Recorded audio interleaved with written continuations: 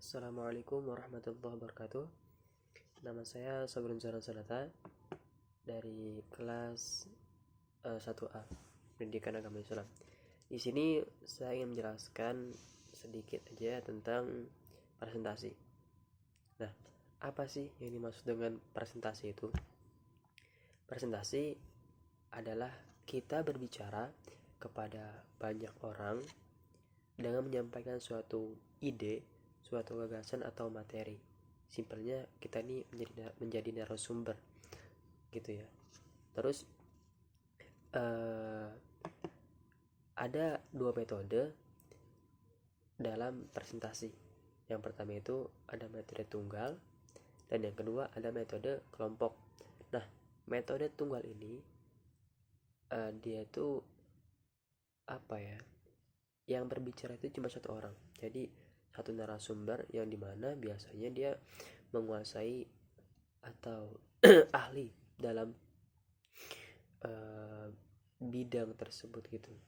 Misalkan kita lagi bahas tentang ekonomi, maka narasumber ini dia ahli, dia paham betul tentang ekonomi gitu.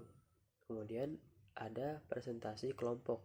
Nah, bedanya simpel aja sebenarnya. Tunggal itu kan sendiri, kalau kelompok ini lebih dari satu, berarti dua atau lebih gitu ya. Itu kelompok. Mungkin itu yang saya pahami. Kemudian ada juga syarat-syarat presentasi. Nah, yang saya ingat itu ketika Pak Einstein gitu ya, Pak Einstein menyampaikan materi, situ kan ada PPT-nya. Itu ada 3 syarat-syarat presentasi. Yang pertama itu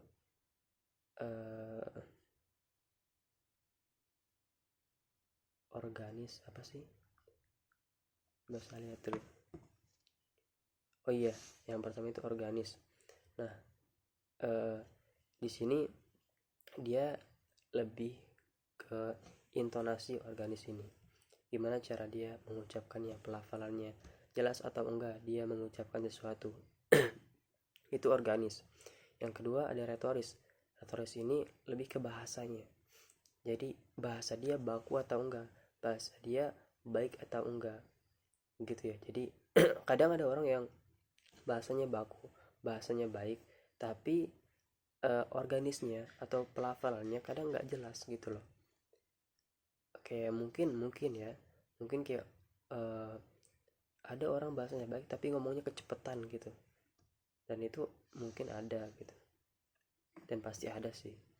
Kemudian yang ketiga psikologis. Nah, psikologis ini lebih ke bagaimana dia menguasai dirinya dan menguasai audiens. Ya, mental kita, apa ya, penguasaan mental kita ketika berbicara gitu. Jadi ini lebih ke ya psikologi gitu, ke dalam jiwa kita, dalam hati kita, mental kita gitu ya. Jadi ada 3 tuh, organis, retoris, dan psikologis. Ini saya lihat ya, cuma pakai bahasa saya sendiri gitu. Dan mungkin itu yang saya pahami gitu.